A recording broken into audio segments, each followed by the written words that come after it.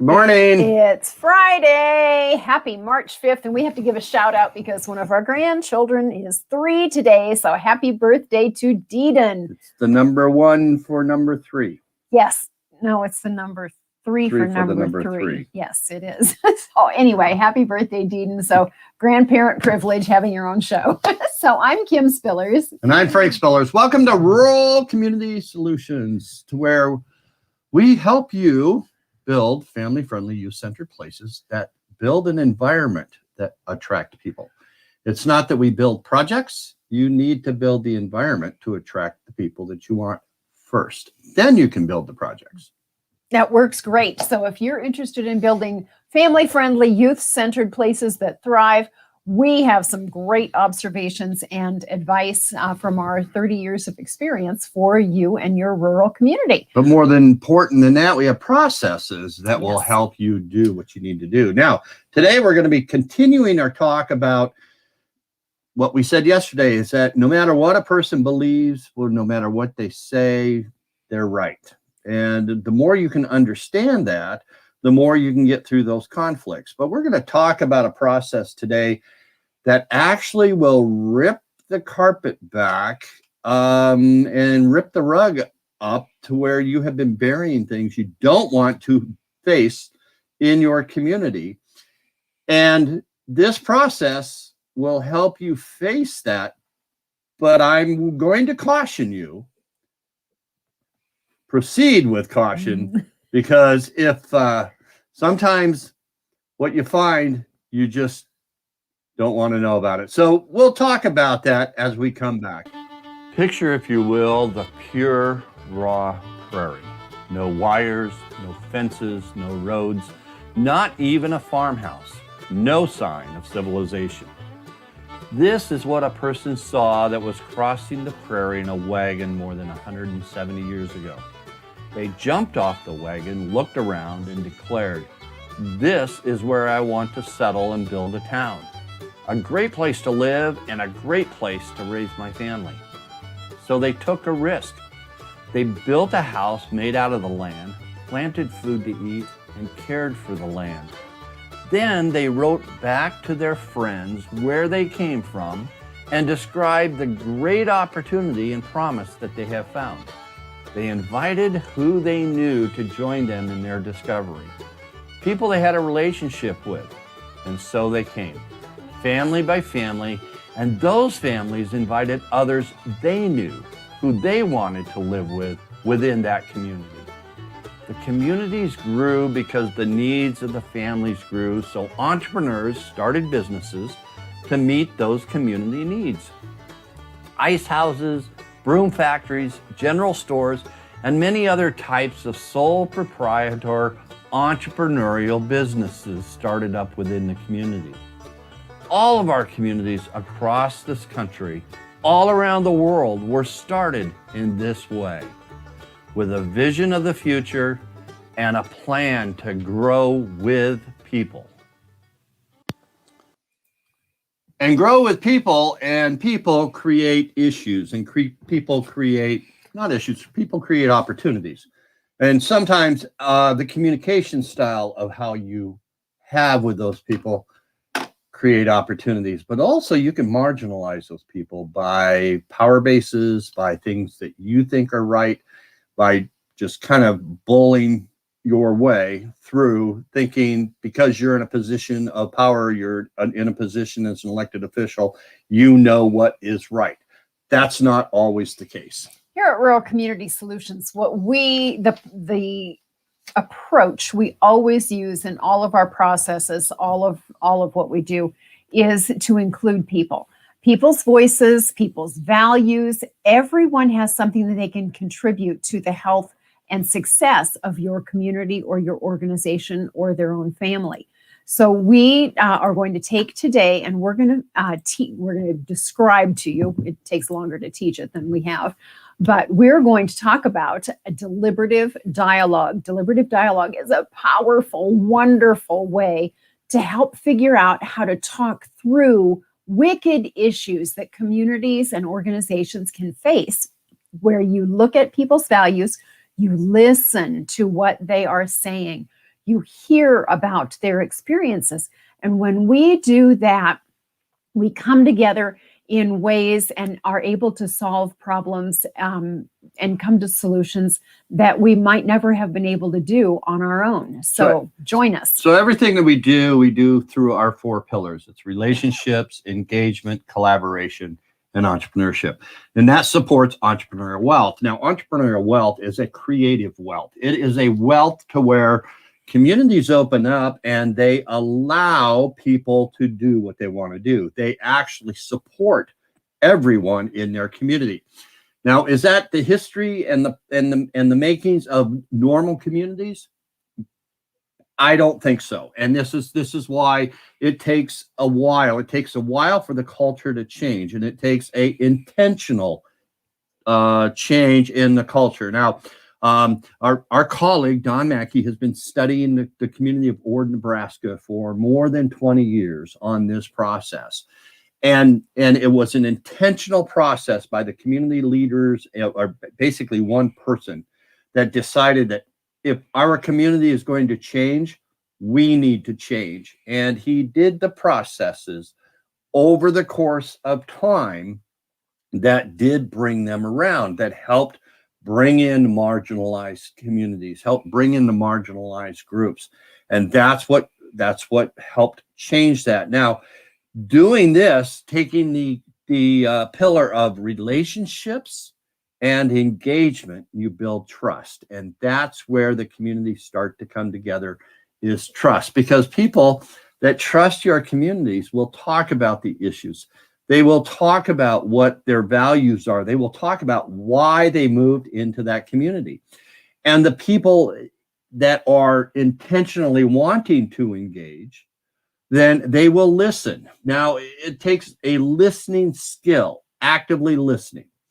But most leaders, I will say, most leaders, and I'm just going to say, most leaders don't know how to listen. They don't know how to actively listen. They just wait to talk. They just wait to say, this is what I'm going to do. This is my policy, and this is how I'm going to do it.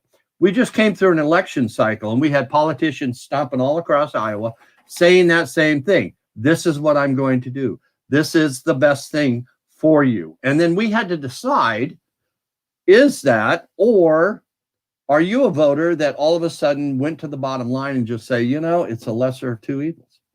They're not really hitting what I want to have done, but it's close. And so turning that around and having deliberative dialogues, you start to get those issues. Now, I am going to warn you again, and I've said this countless times here. If you don't want to find out, and if you don't want to accept what people are thinking, don't do this process. We have done this process in multiple communities. We have done this process in school systems and talked to the students. And in some cases, not all cases, in some cases, the community leaders that brought us in to have this process done, because they said, I want to know what people are thinking. I want you to have these conversations. I want the conversations to be value-based. We want to know what people are thinking. We gave them our report, and in one instance, they looked at this report and they said, our students would never say this. And they threw the report away. In another community, they said, this is not true. Our people would not say this. In another community, an organization that we were working for said, this is not what I wanted to find out. And so you did your work wrong because it didn't hit what they wanted to find out. Or what they wanted to hear. And so they just threw all that work out and what people were talking about, and they did what they wanted to do. Now, if you just want to go ahead and do what you want to do, please do it. Don't spend the money. Don't do this process. Don't raise the interest of your people and not listen to them. And they say, oh, I don't know why I went, because they weren't listening to me anyway. My voice is not heard. So people want to have their voices heard. And when they do that, This is what they are looking for. They are looking for their sense of well-being. Now, their sense of well-being is formed by the values that they hold. Now, those values then make up their opinion, their well-being, based upon how safe do they feel, the choices that they have. In other words, are you just telling them what you're going to do, or are you including them in how to get it done? That's engagement, inclusion, including them. And the third component is their quality of life. Are they having their quality of life met through what's going on? Now, quality of life is a common term in community and economic development, but it's a different term in a person's mind. A person's quality of life is as individual as their DNA. So everybody's quality of life is different because of their perception. Now, so when any of those are upset, if they don't feel safe, if they feel like they don't have a choice in the matter, if they feel like whatever's going on is upsetting their quality of life, their sense of well-being is upset, and that creates a disruptive issue. Now, that's the disruptive issue because it starts to grow that their choices are being taken away, that they feel threatened by their security, that their quality of life is being upended and threatened. And those when they're not addressed, then they create disruption within your community. So another word for disruption would be drama. So if in your coffee shops or your break rooms or anywhere your community gathers, if you're having people, wah, wah, wah at each other, you have some issues that you really need to be facing rather than just ignoring. And the way you can do that is to use a very intentional, really powerful, well thought out process that we used. It's a technique called deliberative dialogue. It's a way to provide elected officials, businesses, and organizations a way to seek value-based input. Value-based, going back to what Frank was just saying with the choices in the sense of well-being. We need to know people's values because those are the things that drive us. Those are our interests. Those are what motivate us to act a certain way and to take certain positions. So when we seek value-based input, we provide information for writing and introducing and advocating for policies and legislation and business models that address the needs and concerns of our citizens and our workforce. That is crucial for a healthy city council to operate a city, for county supervisors or commissioners to be able to operate their county, and then for bigger regional productivity. It is a really powerful tool that brings people together who would never think that they would have anything in common with that person over there. Oh, I can't stand their family, or we just don't see eye to eye, or we butt heads. We have for decades, the whole McCoy family feud, Hatfields and McCoys. That's where I was going. Anyway, it is possible. We have seen it happen time and time again that this is a really powerful way to get people to listen to each other and to understand why it is they hold the position they do, because you get to hear their values. So if you've ever had an argument with somebody and you have blown your top, I mean, just really blowing your top, you got your emotions out of the way. Once the emotion is out of the picture, then you can have that civil conversation. Then you can sit down and you kind of look back and go, I really overreacted. I'm sorry about that. But here's what I was feeling. Here is the issue that I am going after. Here is why I feel this way. And that's what deliberative dialogue does.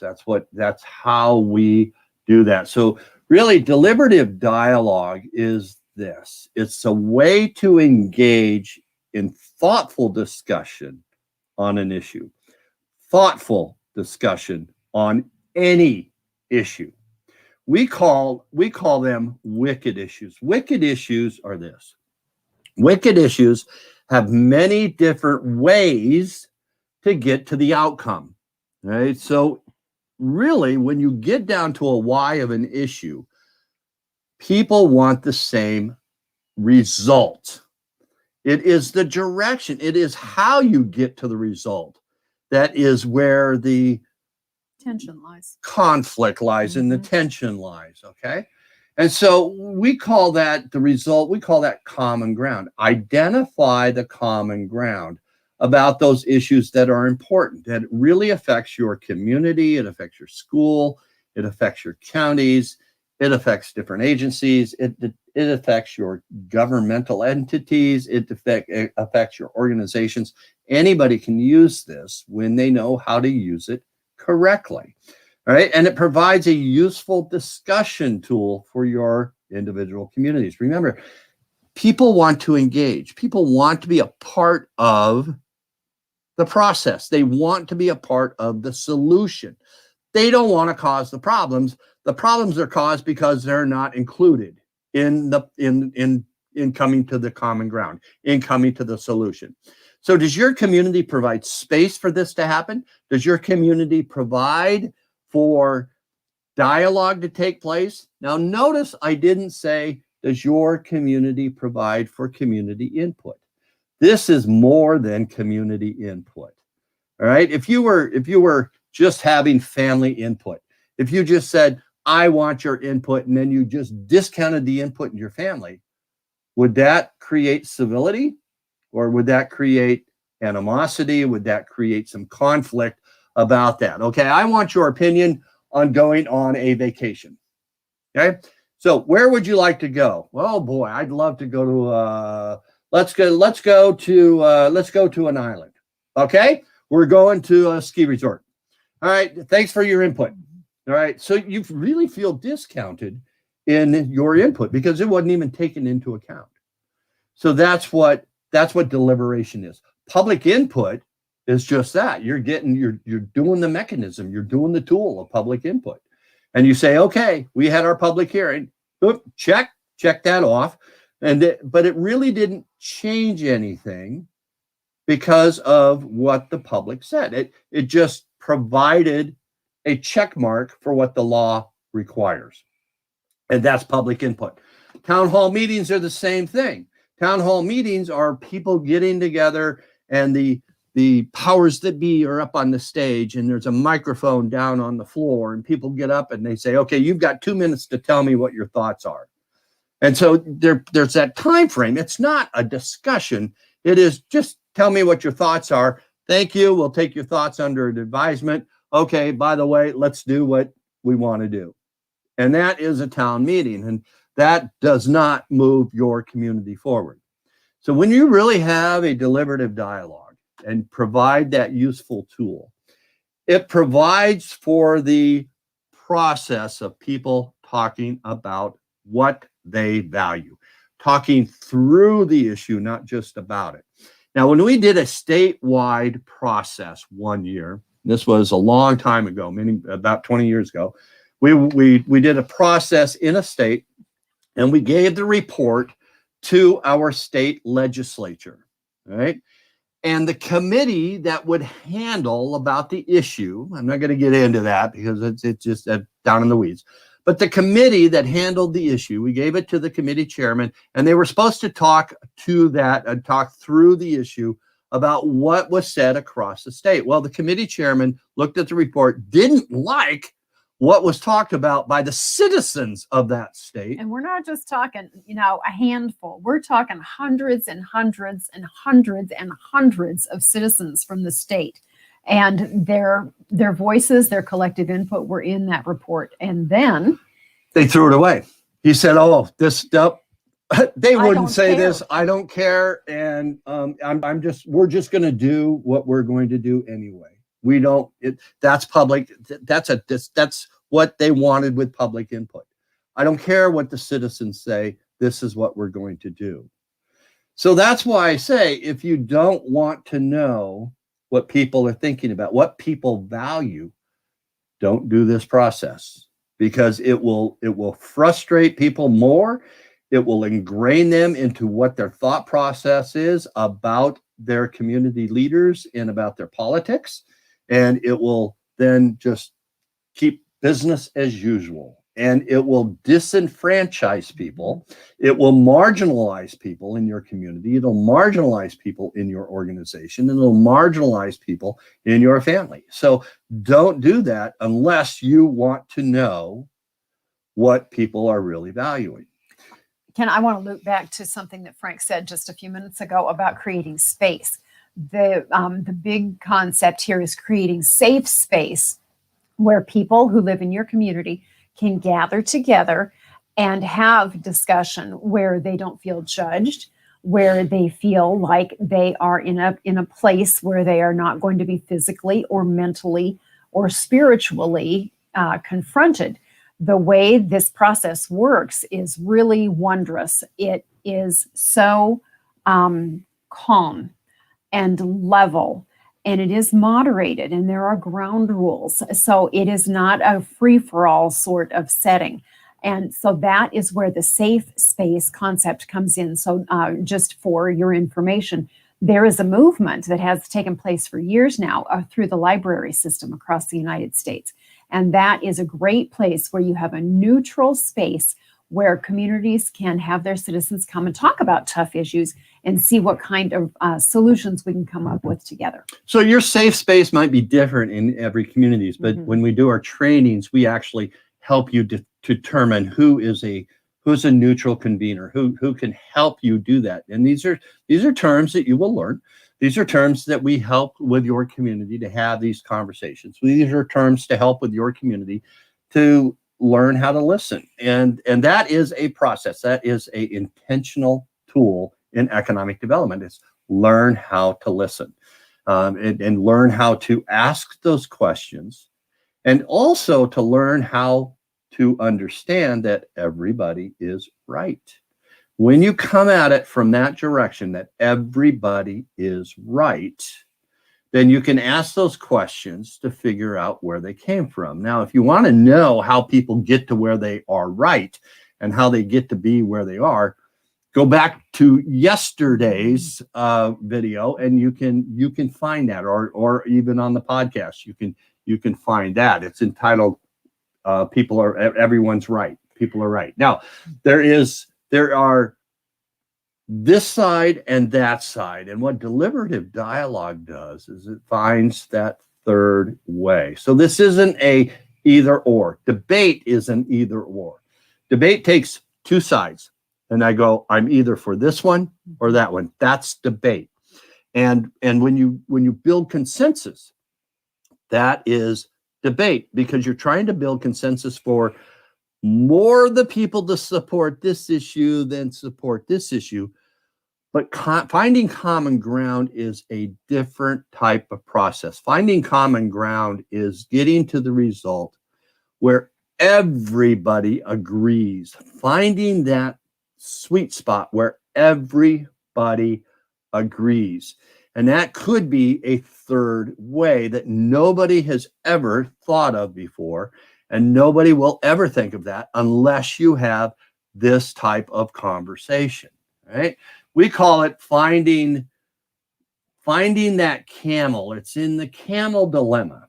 Now, this is a story, so sit back, grab a cup of coffee, and listen to the story of the traveler. And there was a traveler going across with his caravan across the sand, and he comes upon three brothers. These three brothers were just brokenhearted. They were so brokenhearted. And the traveler got down off his camel and he goes, "What is wrong? How come you're so brokenhearted?"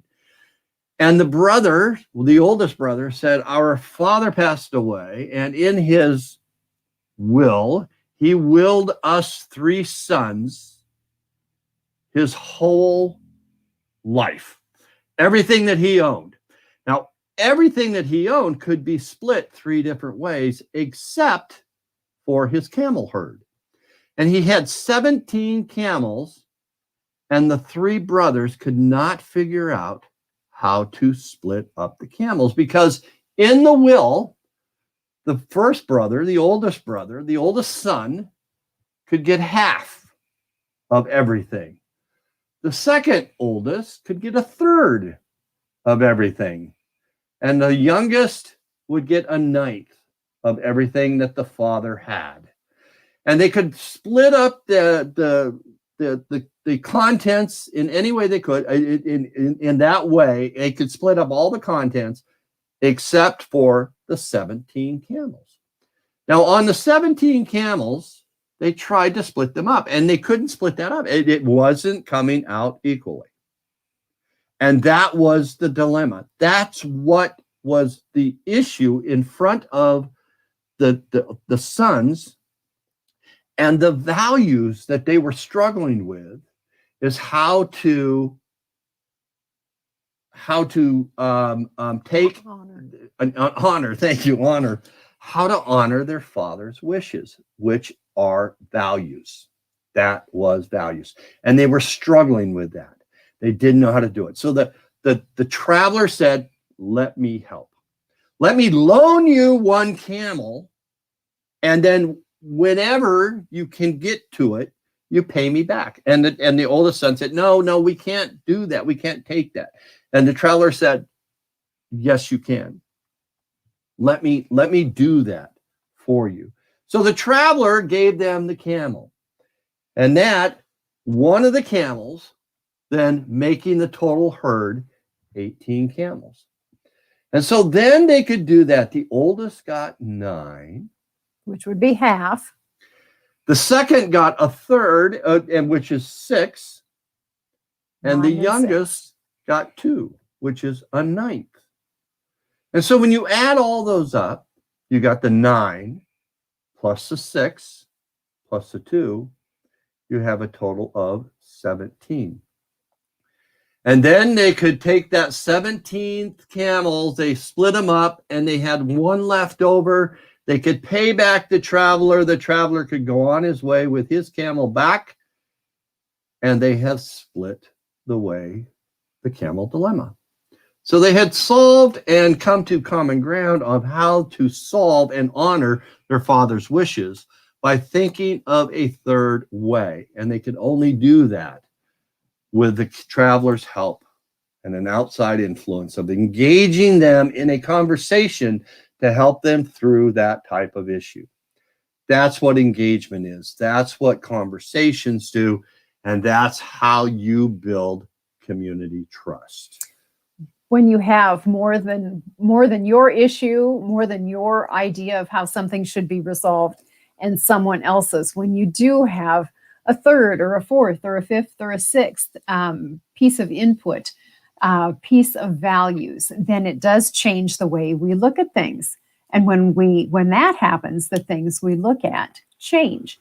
That's what happened for those 3 brothers, and that helps to resolve issues in a healthy way. So when you have conflict in your community, you want to find the interests. You don't want to, the positions. The positions are public. So the ability to separate interests from positions will do this. That's a key to resolving conflict. If you focus on the interests, you find personal values. If you focus on positions, you create competition, you create combativeness, you create struggle, and you create that combative and competition to where the parties then want to win. So in positions, when you just talk about positions, you create a win-lose situation. When you talk about interests and people's interests, you come to a win-win, and that's where you want to go. So that is creating community engagement. Now remember, this is why I say, if you don't want to find out what your people value, don't have this conversation. Don't try and do it. But if you are a community that is trying to build trust, trying to build relationships, trying to unmarginalize the marginalized and bring everybody in all of your population, this is the process that you want to do. Now think about the community where you live. Think about, have you ever, now I'm going to be talking to a very few select individuals out there. Have you ever moved to a new community and you weren't accepted because you weren't born and raised there? You are marginalized. Now, if you are a person that lives in a community where you were born and raised, and you say, oh, everybody is welcome here, that's not true. There is a marginalized group out there that is not from your community, that is not included, nor are they really welcome within your community. All right. So this is one of those processes that you have to think about. It's an intentional process you have to do. The community of Ord did that. The community of Ord did this process, did semblance of this process, but included those people and took the time to listen to all the different groups. It takes time. And they came from losing a whole bunch of people in population to gaining people in population, specifically in the 30 to 49-year-old groups. They are gaining at a rate of about 38 to 40% in that population growth. They also are gaining in investment to the tune of about $300 million in new investment in their community. That's a town of 2,700 people. So if you're really interested in turning your community around, taking the time and committing to the long-term aspect of rebuilding your community culture, these processes that we do will help you do that. Our 4 pillars will help you rebuild, re-engage, and unmarginalize, if I can say that, your groups to engage all the people within your community and region. Yeah, this is broader than that.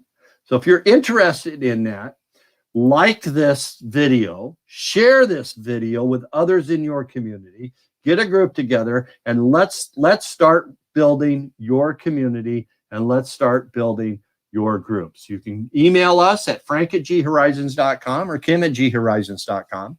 Go to ruralcommunitysolutions.com. You can find our 4 pillars on our homepage right there. You can look at our 5 institutes that we do.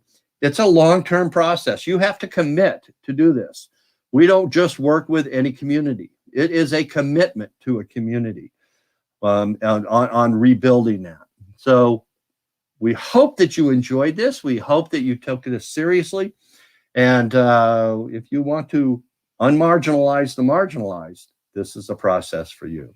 We're grateful that you have joined us all week long. We've closed another week, the 1st of March. We are excited for the future. We're excited for rural America. We are just overjoyed with what can happen in small towns and small communities across our country.